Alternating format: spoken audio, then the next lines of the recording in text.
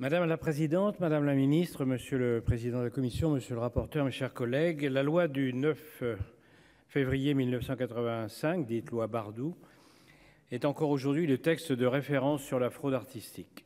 Pourtant, avec l'évolution des escroqueries et la diversification des pratiques artistiques, elle est devenue lacunaire.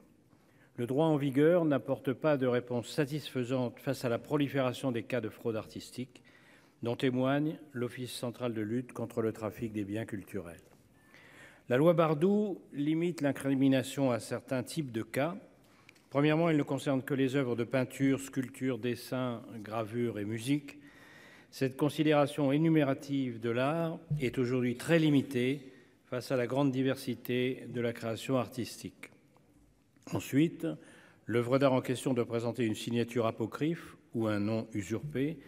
Or, les pratiques de falsification sont de plus en plus complexes et imaginatives. Enfin, l'œuvre ne doit pas être tombée dans le domaine public, oubliant un vaste pan de l'art.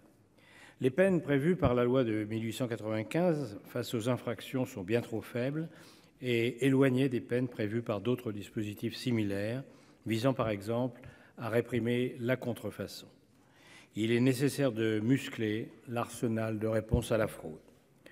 Notre pays est le second marché de l'art au niveau mondial. Cela nous engage à veiller avec exigence à la transparence et à la fiabilité des acteurs. Il est nécessaire de rétablir la confiance en nos institutions culturelles, nos artistes, nos experts, nos lieux de vente, meurtris ces dernières années par de nombreux cas d'escroquerie. Rappelons la tristement célèbre affaire des faux meubles achetés par le château de Versailles entre 2008 et 2012 à plusieurs professionnels du marché de l'art pour un montant total de 2,7 millions d'euros. Une réforme de la loi Bardoux, texte précurseur mais aujourd'hui daté, s'avère donc nécessaire afin de protéger au mieux le marché de l'art français et ses institutions tout en rassurant les acquéreurs et les artistes. Le texte que nous examinons aujourd'hui a été enrichi par une série d'amendements entre son dépôt et sa présentation en commission. Les différents apports proposés par l'auteur et rapporteur se nourrissent d'une série d'entretiens qui ont mis en lumière le caractère éminemment complexe de la réponse à apporter aux évolutions des fraudes artistiques. Cela pose notamment la question de la protection des créations artistiques numériques, notre sujet qui a fait l'objet d'une proposition de loi déposée par notre collègue Colette Mélot en janvier dernier.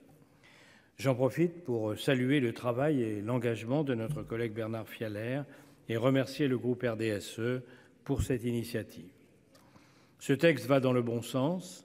Par son adoption, le Sénat donnera le coup d'envoi d'une vaste réflexion sur la prise en considération des évolutions de l'art et du droit d'auteur. Elle sera également nourrie en juillet prochain à l'occasion de la présentation des conclusions de la mission lancée par le Conseil supérieur de la propriété littéraire et artistique. Ces apports permettront notamment de mieux définir le faux en art et de simplifier sa détection.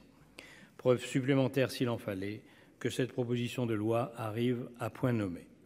Le groupe des Indépendants accueille donc favorablement ce texte. Je vous remercie. Merci. La parole est à Madame Monique